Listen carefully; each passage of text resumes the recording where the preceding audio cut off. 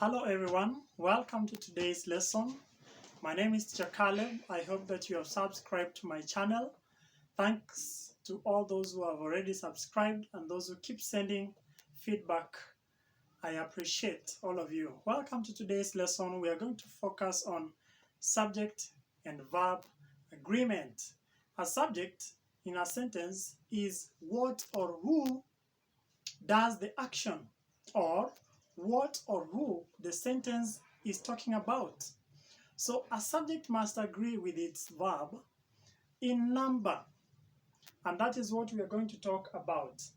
Agreement in number means that a singular subject should be used with a singular verb, and vice versa. Now look at this sentence here. The car in the lot looks shabby. The car in the lot looks shabby. Car is subject, all right? Car is subject and looks is verb. Car is subject and looks is verb. Singular subject, singular verb. Plural. The cars in the lot look shabby. Cars is now in plural. Look is the verb, it's in plural. I want you to note that S or ES is added to nouns to make them plural. All right, like here in cars, we added S to make the noun plural. But it makes verbs singular. When we add S to verbs, it makes them singular. The car in the lot looks shabby, right?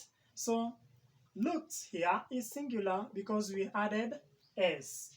And another example is given down here. The girl likes fries. Likes there is a singular verb. The girls like fries. Girls is plural subject and like is plural verb.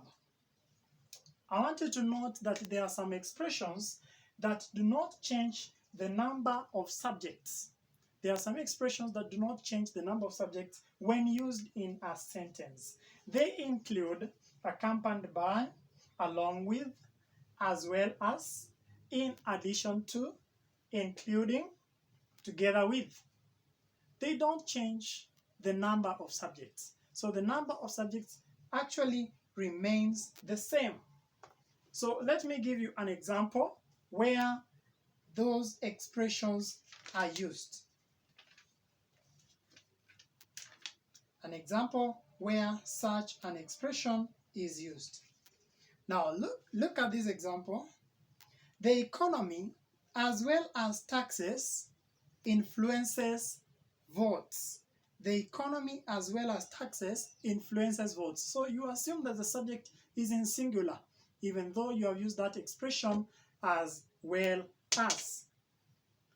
Taxes, not to mention unemployment, influences votes. So even when we are using not to mention, still the subject remains the same. It does not change in number. So I want us to look at another thing, something else that I want us to look before we conclude on our lesson today. I want you to note down these expressions as I'm not rubbing them. I want us to also look at subjects which are joined by and. Subjects joined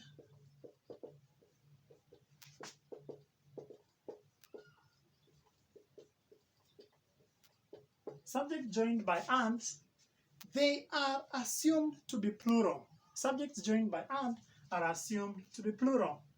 James and John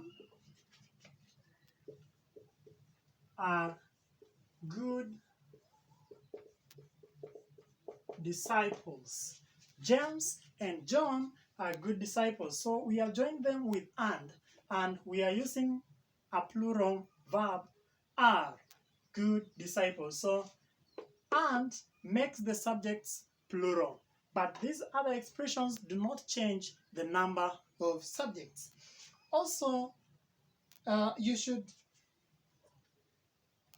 note with a keen attention to about these subjects that are joined by either, subjects joined by either, subjects joined by neither, subjects joined by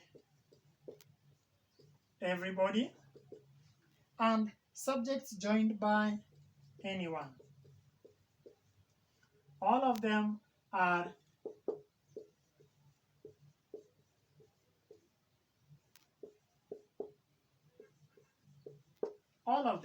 they refer to singular subjects. They don't change the number of the subjects in a sentence. So you will say either John or James is a good disciple.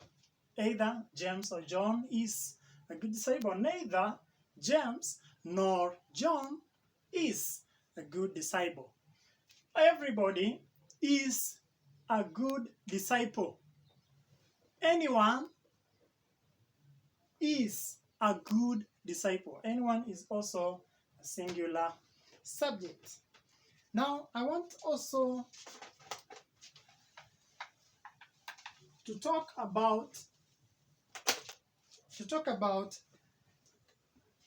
a case where we have two subjects and we have two subjects in a sentence joined by either or neither. How do they agree with the verb? How do they agree with it? There are cases where the subjects agree with the nearest subject is the one that is supposed to agree with the verb. The nearer subject agrees with the verb. All right? Let's have a look at this sentence. Neither Job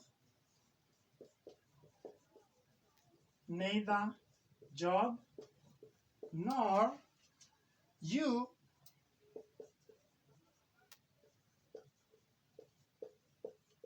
were ready. Neither Job nor you were ready. So neither Job nor you were ready. You will ask, why are we using were? And it's a plural verb. It is because were is agreeing with the nearer subject, which is you. You is agreeing with were. But if we were to change that one, neither, then we start with the farthest subject, neither you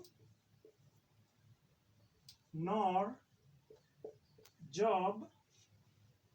We will use was ready, was Job. The subject here is singular. It will agree with a singular verb. That marks the end of our lesson today. Keep following for more lessons and subscribe. For questions, please direct them to the comment section below.